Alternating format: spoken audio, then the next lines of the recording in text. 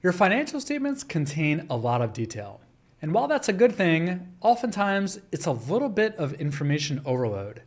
That's why I like to prepare summary financial statements that help me understand information at a macro level rather than at the detailed level. If I see that something needs additional details, I'll then go ahead and drill into those details on my full financial statements. Let's take a look at our financial model and see how exactly I'm doing that. So in this example, I have a summarized profit and loss, a summarized balance sheet, and a summarized statement of cash flows. In terms of how exactly I have this information aggregated, well, just like on my template tab, I have an annual, quarterly, and monthly section. The way that I mapped all this information is via a simple mapping column over here.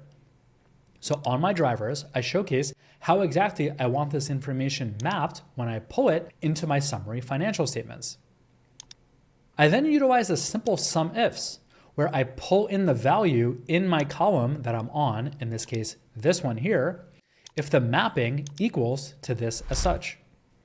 Now, if the information is the same and you don't really have a summary grouping, like in this case for revenue, you can just put your formula directly on the top cell over here.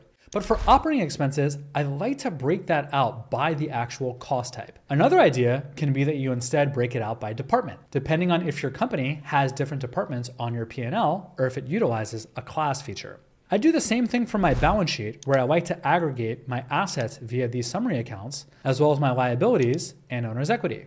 For the statement of cash flows, I keep that really simple. I just point directly to the information on my statement of cash flows tab in order to get it to appear in this summary as such. If I then want to present the information, let's say on an annual basis, it's really easy to do that. Watch, I'm just going to collapse some of this information. Let's expand these details over here. And now I'll select this here. I'll press Control C and I'll click on paste and this picture over here. Now I have something that I could easily bring directly into a board deck that comes directly from my financial model.